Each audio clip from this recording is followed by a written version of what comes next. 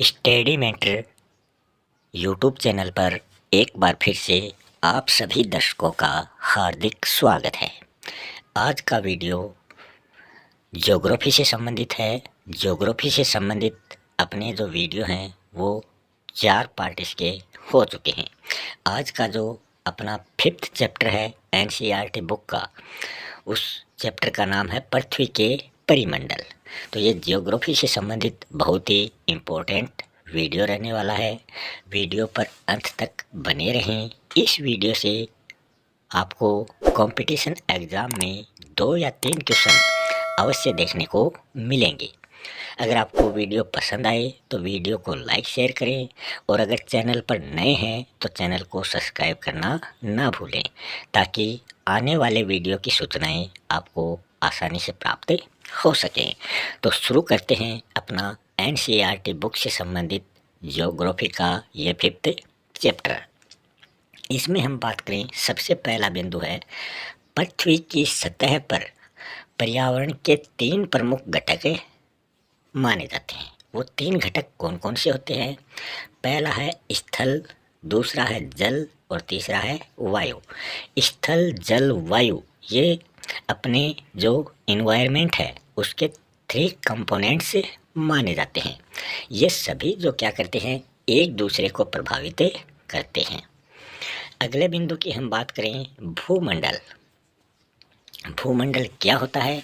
तो भू का अर्थ होता है पृथ्वी। तो पृथ्वी का ये मंडल है, यह भूप्रपट्टी की चट्टानों तथा मिट्टी की जो पतली परतें हैं उनके द्वारा बना हुआ एक ठोस भाग होता है। इसमें जीवों के लिए पोषक तत्व पाए जाते हैं। तो सभी जो जीव हैं उनके लिए पोषक तत्व कौन से मंडल पर मिलते हैं? भूमंडल पर। पृथ्वी की सतह के 2 भाग हमें देखने को मिलते हैं। सबसे बड़ा जो स्थलीय भूभाग है उसको महाद्वीप कहा जाता है, और जो जलीय भाग है जिसमें जलाशय पाए जाते हैं उसको महासागरीय भाग कहा जाता है, या महासागरीय बेसिन उसको कहा जाता है। तो ये पृथ्वी की सतह के 2 भाग हो गए, महाद्वीप और महासागर। सभी महासागर जो हैं वो एक दूसरे से जुड़े हुए हैं। समुद्री जल का तल सभी जगह पर समान होता है। स्थल की ऊंचाई को समुद्र तल से ही मापा जाता है कि उस स्थल की या उस परत की ऊंचाई कितनी है। तो वो समुद्र के तल से उसकी माप की जाती है, जिसे शून्य माना जाता है। आगे हम देखेंगे कितने महाद्वीप हैं और कितने महासागर हैं।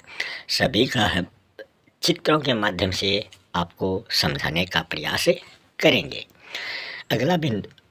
अगला महत्वपूर्ण बिंदु है विश्व का सर्वोच्च पर्वत शिखर कौन सा है? ये कई बार प्रतियोगिता परीक्षाओं में पूछा जा चुका प्रश्न है कि विश्व का सर्वोच्च जो शिखर है वो माउंट एवरेस्ट है, जिसकी ऊंचाई समुद्र तल से लगभग 8,848 मीटर है। तो ये विश्व का सबसे ऊंचा पर्वत है माउंट एवरेस्ट, ये इसकी लंबाई है। तो इसमें आपको 2 क्वेश्चन इसी एक बिंदु में देखने को मिलते हैं। अगला बिंदु है एडमंड हिलेरी जो न्यूजीलैंड के हैं, तथा तेंजिंग नोर्गे शेरपा ये भारत के रहने वाले हैं। इन दोनों ने 29 मई 1953 ईस्वी को एवरेस्ट पर चढ़ाई की थी। तो एवरेस्ट पर अगर हम बात करें सबसे पहले चढ़ने वाले व्यक्ति कौन थे, तो इन दोनों का नाम सबसे पहले आता है। एक न्यूजीलैंड का है, दूसरा भारत का है। तो इस बिंदु में भी आपको 2 महत्वपूर्ण क्वेश्चन देखने को मिले हैं। अगले बिंदु की हम बात करें, जुंको ताबेई जो जापान के हैं, इन्होंने 16 मई 1975 ईस्वी को, और बचेंद्री पाल जो भारत की रहने वाली महिला हैं, इन्होंने 23 मई 1984 को माउंट एवरेस्ट पर चढ़ाई की थी। तो पहले बिंदु में तो बात हो गई पुरुषों की। फिर हम बात करें महिलाओं की कि किस महिला ने सबसे पहले एवरेस्ट पर चढ़ाई की थी। तो सबसे पहले जापान की महिला है, और अगर भारतीय महिला में बात करें तो भारतीय महिला बचेंद्री पाल है। तो इसमें भी 2 या 3 क्वेश्चन इस एक बिंदु में ही आपको देखने को मिलते हैं। तो ये वीडियो आपके लिए बहुत ही खास रहने वाला है। अगले बिंदु की हम बात करें तो इसमें दिया गया है कि विश्व का सबसे गहरा जो भाग है, जो डीप पार्ट होता है, वो प्रशांत महासागर का मेरियाना गर्त माना जाता है। प्रशांत महासागर में ये मेरियाना गर्त स्थित है, जो सबसे गहरा भाग माना जाता है। इसकी जो गहराई है वो है 11,022 मीटर। तो ये सर्वोच्च गहरा भाग माना जाता है। अगले बिंदु की हम बात करें, पृथ्वी पर 7 महाद्वीप स्थित है। तो हम बात करें पृथ्वी पर महाद्वीपों की संख्या कितनी है, तो वो है 7। अब हम बात करेंगे वो 7 महाद्वीप कौन कौन से हैं, उसके बारे में हम देखेंगे। सबसे पहले हम चित्र के माध्यम से इसको समझने का प्रयास करते हैं। इस चित्र में देखेंगे ये क्या है, पृथ्वी का चित्र है और इसमें हम 7 महाद्वीपों के बारे में देखने वाले हैं। सबसे बड़ा जो महाद्वीप है वो एशिया महाद्वीप है, जिसके अंतर्गत अपना देश भारत आता है। फिर यूरोप महाद्वीप, अफ्रीका महाद्वीप। अफ्रीका ऐसा महाद्वीप है जिससे ये तीनों रेखाएं गुजरती हैं, कर्क रेखा, मकर रेखा, कर्क रेखा, नीचे वाली मकर रेखा और बीच वाली विषुवत या भूमध्य रेखा। तो ये अफ्रीका महाद्वीप से ये तीनों रेखाएं गुजरती हैं और भारत के मध्य से कर्क रेखा गुजरती है। ये यहाँ से कर्क रेखा गुजर रही है, तो एशिया महाद्वीप से केवल एक रेखा गुजर रही है। फिर हम बात करें यूरोप महाद्वीप। यूरोप महाद्वीप से कोई भी रेखा नहीं गुजर रही है। फिर उत्तरी अमेरिका महाद्वीप की बात करें तो यहाँ से भी कर्क रेखा गुजरती है। दक्षिणी अमेरिका महाद्वीप की बात करें तो इसमें भूमध्य रेखा और मकर रेखा, ये दोनों रेखाएं गुजरती हैं। फिर हम बात करें ऑस्ट्रेलिया महाद्वीप की तो इसमें केवल एक रेखा मकर रेखा ही गुजरती है। फिर अंटार्कटिका महाद्वीप की बात करें जो पूरी तरीके से बर्फ़ से ढका हुआ है। तो ये तो 7 महाद्वीप हो गए। फिर हम महासागरों की बात करें तो इसमें एक महासागर हो गया प्रशांत महासागर। ये सबसे बड़ा महासागर है, इसी में वो सबसे गहरा जो भाग है मेरियाना गर्त वो इसी में है। फिर आ गया आर्कटिक महासागर, यहाँ है अटलांटिक महासागर, यहाँ है हिंद महासागर और ये है दक्षिणी महासागर। तो ये इसमें महासागर दिखाए गए हैं। तो इस मैप के माध्यम से आप आसानी से इनको समझ सकते हैं। अब हम चलते हैं अगले बिंदु की ओर। फिर हम बात करें, सबसे पहला महाद्वीप है एशिया महाद्वीप।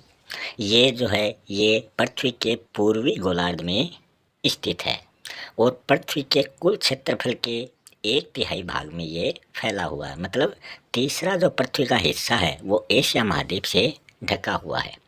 कर्क रेखा जो है वो एशिया महाद्वीप से गुजरती है, हमने अभी देखा था। इसके पश्चिम में यूराल पर्वत है जो इसे यूरोप से अलग करता है। तो हम उस चित्र में देखें तो इधर यूरोप है, इधर एशिया है, बीच में से एक पर्वत निकलता है जिसको यूराल पर्वत के नाम से जाना जाता है। वो एशिया को यूरोप से अलग करता है। यूरोप और एशिया इन दोनों के भाग जो है वो मिलकर यूरेशिया कहलाते हैं। तो ये तो हुआ सबसे बड़ा जो महाद्वीप है एशिया, उसके बारे में। फिर हम बात करें यूरोप महाद्वीप की। यूरोप महाद्वीप जो है वो 3 तरफ से जल से घिरा हुआ महाद्वीप है। इस महाद्वीप के तीनों तरफ क्या है, जल है। आर्कटिक वर्त जो है वो इस महाद्वीप से होकर गुजरता है। अगले महाद्वीप की बात करें, अफ्रीका महाद्वीप। अफ्रीका महाद्वीप जो है वो 7 महाद्वीपों में दूसरा सबसे बड़ा महाद्वीप है। पहला एशिया हो गया, दूसरा अफ्रीका। कर्क रेखा, मकर रेखा और विषुवत रेखा, ये तीनों रेखाएं इस महाद्वीप से होकर गुजरती हैं, वो हमने अभी आपको बताया है। इसका अधिकतर भाग जो है वो उत्तरी गोलार्ध में आता है। विश्व का सबसे गर्म रेगिस्तान जो सहारा रेगिस्तान है वो भी अफ्रीका महाद्वीप में ही आता है। तो ये क्वेश्चन भी कई बार पूछा जा चुका है कि सबसे गर्म रेगिस्तान कौन सा है, तो वो सहारा है। और ये कौन से महाद्वीप में आता है, अफ्रीका महाद्वीप में आता है। अफ्रीका महाद्वीप चारों ओर से समुद्रों और महासागरों से घिरा हुआ है। विश्व की सबसे लंबी नदी की बात करें, एक तो विश्व की सबसे बड़ी नदी हो गई और एक विश्व की सबसे लंबी नदी हो गई। तो लंबी नदी की बात करें तो वो नील नदी है जो अफ्रीका महाद्वीप से बहती है। तो विश्व की सबसे लंबी नदी नील जो है वो अफ्रीका महाद्वीप से होकर गुजरती है। तो ये क्वेश्चन भी आपके लिए इम्पोर्टेंट है। अगले महाद्वीप की बात करें, उत्तरी अमेरिका। उत्तरी अमेरिका महाद्वीप जो है वो क्षेत्रफल के हिसाब से तीसरा बड़ा महाद्वीप माना जाता है। पहला एशिया, दूसरा अफ्रीका, तीसरा उत्तरी अमेरिका, जो पनामा स्थल संधि द्वारा दक्षिणी अमेरिका महाद्वीप से जुड़ा हुआ है। हम देखें उत्तरी अमेरिका और दक्षिणी अमेरिका जो है, यहाँ पर एक जल संधि है जिसको पनामा जल संधि कहते हैं, उसके द्वारा ये जुड़े हुए हैं। यह उत्तरी एवं पश्चिमी गोलार्ध में स्थित है। फिर हम बात करें दक्षिणी अमेरिका महाद्वीप की। विश्व की सबसे लंबी जो पर्वत श्रृंखला है, कौन सी, एंडीज, वो दक्षिणी अमेरिका महाद्वीप में स्थित है। इसके उत्तर से दक्षिण की ओर ये फैली हुई है। मतलब ये एंडीज पर्वत श्रृंखला ऐसे उत्तर से दक्षिण की तरफ दक्षिणी अमेरिका महाद्वीप में फैली हुई है। यहाँ विश्व की सबसे बड़ी नदी, पहले हमने सबसे लंबी नदी की बात की थी और ये सबसे बड़ी नदी है जिसका नाम है अमेजन नदी, वो दक्षिणी अमेरिका महाद्वीप से होकर बहती है। अब हम चित्र के माध्यम से इस पनामा जल संधि को देख लेते हैं। स्थल संधि, सबसे पहले हम बात करें क्या होती है, तो स्थल संधि स्थल का एक सकरा भाग होता है जो बड़े स्थलीय भागों को एक दूसरे से जोड़ता है। तो ये वो स्थलीय जल संधि है जो पनामा के नाम से जानी जाती है। ये उत्तरी अमेरिका महाद्वीप है, ये दक्षिणी अमेरिका महाद्वीप है, इन दोनों को ये जल संधि जोड़ रही है। इधर हम भारत की बात करें तो भारत को श्रीलंका से एक जल संधि जोड़ती है। उस जल संधि का क्या नाम है वो आपको बताना है। जल संधि जो है ये पानी का संकरा भाग होता है जो दो बड़ी जल राशि जैसे समुद्र और महासागरों को एक दूसरे से जोड़ता है। तो ये जल संधि है और ये वाली स्थल संधि है। अब हम अगले बिंदु की बातें करते हैं। अगले बिंदु की बात करें, अगला जो महाद्वीप है वो है ऑस्ट्रेलिया महाद्वीप। ये जो है ये विश्व का सबसे छोटा महाद्वीप माना जाता है। यह पृथ्वी के दक्षिणी गोलार्ध में स्थित है।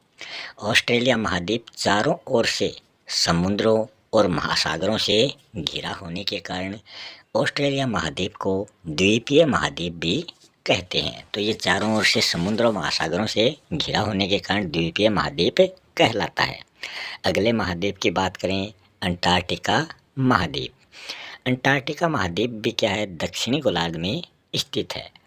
दक्षिणी ध्रुव जो है वो इस महाद्वीप के मध्य में स्थित माना जाता है। अंटार्कटिका महाद्वीप में क्या होता है, यहाँ पर अधिक बर्फ गिरने के कारण स्थायी मानव निवास यहाँ पर नहीं है, क्योंकि यहाँ पर बर्फ बहुत ज़्यादा गिरती है। यही बर्फीला महाद्वीप माना जाता है। यहाँ पर अंटार्कटिका महाद्वीप में भारत के मैत्री और भारतीय जो शोध केंद्र हैं, रिसर्च सेंटर हैं, वो अंटार्कटिका महाद्वीप में ही स्थित है। तो ये तो बात हो गई सातों महाद्वीपों की। अब इनका हम तुलनात्मक अध्ययन वाला चित्र भी देख लेते हैं कि कौन सा महाद्वीप बड़ा है, कौन सा छोटा है। ये वो सातों महाद्वीप हैं। तो यहाँ आप देख सकते हैं कौन सा महाद्वीप छोटा है, कौन सा बड़ा है। तो यहाँ आप देख सकते हैं 3, 3, 6, 2, 8, यहाँ सिर्फ 8 डिब्बे हैं। तो ये 8 डिब्बों वाला महाद्वीप ऑस्ट्रेलिया है जो सबसे छोटा महाद्वीप है। और इस महाद्वीप में कितने डब्बे हैं? ये सबसे बड़ा महाद्वीप है एशिया, फिर बड़ा महाद्वीप अफ्रीका है और तीसरा बड़ा महाद्वीप उत्तरी अमेरिका है। उसके बाद में आप देख सकते हैं यूरोप जो है वो ऑस्ट्रेलिया से बड़ा महाद्वीप है और उससे बड़ा अंटार्कटिका है जो बर्फीला महाद्वीप है। और फिर दक्षिणी अमेरिका अंटार्कटिका से बड़ा है। तो यहाँ क्रम से देख सकते हैं, ये 1 नंबर सबसे बड़ा, ये 2 नंबर, ये 3 नंबर, ये 4 नंबर और ये 5 नंबर का है, ये 6 नंबर का है और ऑस्ट्रेलिया 7 नंबर का सबसे छोटा महाद्वीप है। इस प्रकार हमने पृथ्वी का जो पहला घटक या मंडल है स्थल मंडल उसका अध्ययन कर लिया है। अब हम चलते हैं दूसरा घटक या दूसरा मंडल जल मंडल। पृथ्वी के 71% भाग पर जल पाया जाता है और शेष 29% भाग जो है वो स्थल है। इस 71% भाग में महासागर, नदियाँ, झीलें, हिम नदियाँ, भूमिगत जल और जलवाष्प ये सभी इसी 71% जल में शामिल होते हैं। पृथ्वी के जल का 97% से अधिक भाग जो है वो महासागरों में पाया जाता है। तो शेष 3% जो जल है वो क्या काम आता है? उसमें से भी कुछ प्रतिशत जल जो है वो मनुष्य के लिए उपयोगी है। तो इस 97% भाग जो है वो महासागरों में पाया जाता है जो सबसे ज़्यादा खारा होता है, जो किसी काम का नहीं होता है। शेष जल जो होता है 3%, उसका भी बहुत बड़ा भाग जो है वो हिम के रूप में, बर्फ़ के रूप में या फिर भूमिगत जल के रूप में पाया जाता है। और लगभग 1% जल जो है, 1% जो भाग है जल का वो मनुष्य के लिए उपयोगी होता है। फिर हम बात करें महासागरों की कि जो ओशियंस हैं वो कितने हैं। तो जो महासागर हैं इनकी पृथ्वी पर लगभग जो संख्या है वो 5 है। इसके जल की 3 प्रमुख गतियाँ मानी जाती हैं, तरंगें, ज्वार भाटा और महासागरीय धाराएं। इन तीनों का अध्ययन हम आगे आने वाले वीडियो में विस्तृत रूप से करेंगे, इसलिए चैनल को सब्सक्राइब करके अवश्य रखें। अगले बिंदु की बात करें, सबसे बड़ा जो महासागर है वो प्रशांत महासागर है। ये पृथ्वी के 1/3 भाग पर फैला हुआ है। मतलब एशिया महाद्वीप की तरह ये भी क्या है, सबसे बड़ा महासागर माना जाता है। इसकी आकृति ओ शेप में होती है। ये गोलाकार महासागर है। इसमें एशिया, ऑस्ट्रेलिया, उत्तरी अमेरिका और दक्षिणी अमेरिका महाद्वीप जो है वो इस प्रशांत महासागर के चारों ओर स्थित हैं। दूसरे महाद्वीप की बात करें, अटलांटिक महासागर, ये दूसरा बड़ा महासागर माना जाता है। प्रशांत महासागर के बाद में बड़ा महासागर है अटलांटिक महासागर। अटलांटिक महासागर जो है इसकी आकृति अंग्रेजी के एस जो अक्षर है उसके जैसी है। इसकी आकृति एस के जैसी है। इसकी दंतुरिन तटरेखा है जो पोताश्रयों एवं पतनों के लिए आदर्श स्थिति मानी जाती है कि इसकी जो तटरेखा है वो कटी फटी और दांतों के जैसी है। पश्चिमी किनारे उत्तरी अमेरिका व दक्षिणी अमेरिका स्थित हैं और इसके पूर्वी किनारे पर यूरोप व अफ्रीका महाद्वीप स्थित हैं। अब हम चित्र के माध्यम से भी इसको देख लेते हैं। हमने बात की थी 97% जो भाग है वो महासागरों के रूप में पाया जाता है जो खारा होता है और शेष 3% भाग जो है वो बर्फ़ और भूमिगत है, जिसमें कम से कम 1% जो भाग है वो मनुष्य अपने पीने के लिए और आवश्यक कार्यों के लिए उपयोग में लेता है, जो अलवणीय जल होता है। ये महासागर की दंतुरिन तटरेखा है जो कटी फटी है। दंतुरिन तटरेखा है जो पोताश्रय और पतनों के लिए बहुत ही लाभदायक मानी जाती है। अगले महासागर की बात करें तो वो है हिंद महासागर। हिंद महासागर की जो आकृति है वो त्रिभुजाकार मानी जाती है। हिंद महासागर के उत्तर में एशिया महाद्वीप स्थित है। इसके पश्चिम में अफ्रीका महाद्वीप है और इसके पूर्व में ऑस्ट्रेलिया महाद्वीप स्थित है। फिर हम बात करें अगले महाद्वीप की, अगले महासागर की, तो उसका नाम है दक्षिणी महासागर। दक्षिणी महासागर जो है ये अंटार्कटिका महाद्वीप के उत्तर की ओर 60 डिग्री दक्षिणी अक्षांश तक फैला हुआ है।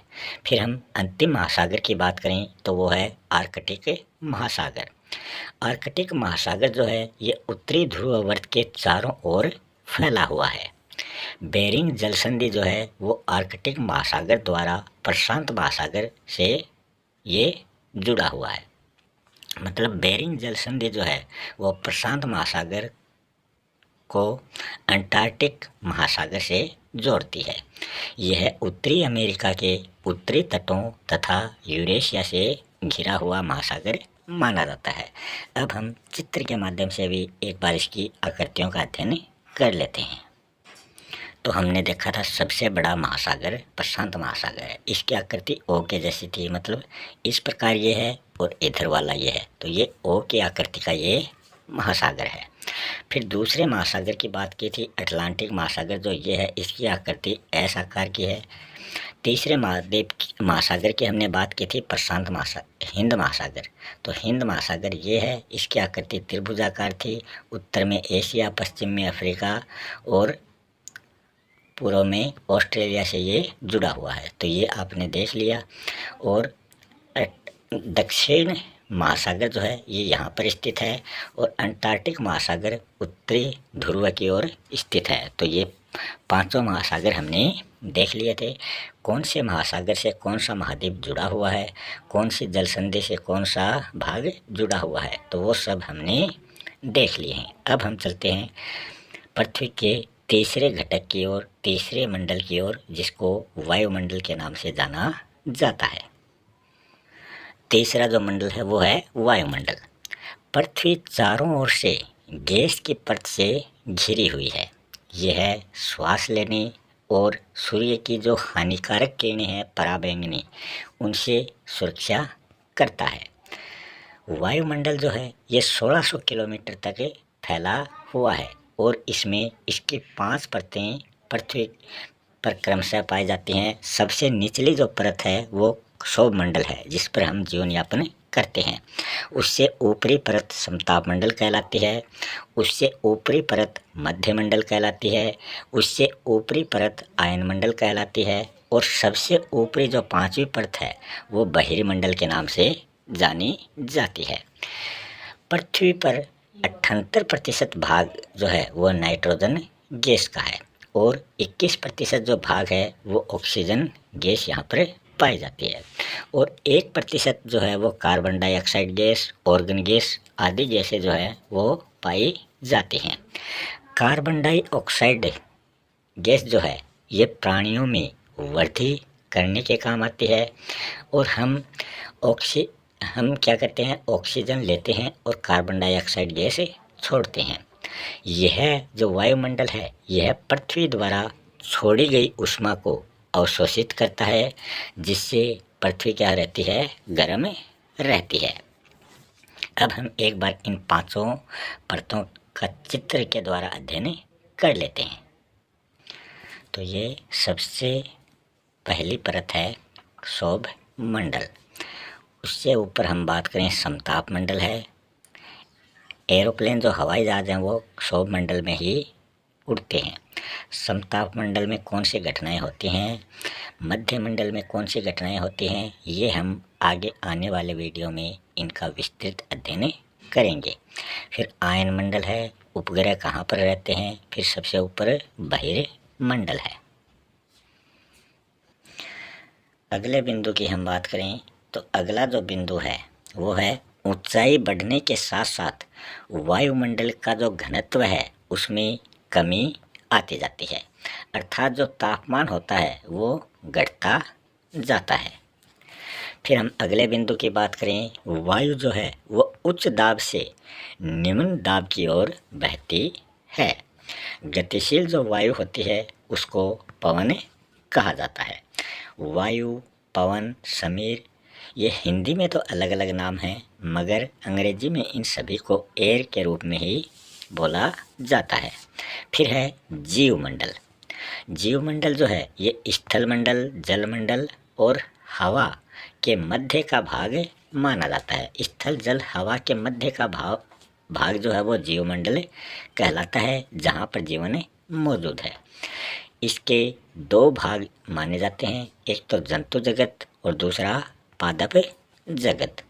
अगला जो अंतिम महत्वपूर्ण बिंदु है वो है कार्बन डाइऑक्साइड गैस की मात्रा में वृद्धि होने के कारण पृथ्वी के तापमान में लगातार वृद्धि देखने को मिलती है। इसे भूमंडलीय तापन कहा जाता है। अब हम इन तीनों मंडलों का एक चित्र देख लेते हैं और उसके बाद में हम ये वीडियो समाप्त करने वाले हैं। यहाँ हम जो चित्र देख रहे हैं वो जैवमंडल का है। इस जैवमंडल में ही तीनों मंडल विद्यमान रहते हैं। स्थल मंडल की बात करें, जहाँ पर हमने अध्ययन किया था 7 महाद्वीपों का। वायुमंडल, जहाँ पर हमने बात की थी 5 परतों की। जल मंडल, जिसमें हमने बात की थी 5 महासागरों की। तो ये तीनों मंडल जैवमंडल के अंतर्गत आते हैं। मिलते हैं नेक्स्ट वीडियो में किसी नए टॉपिक के साथ। तब तक के लिए आप सभी का बहुत बहुत धन्यवाद।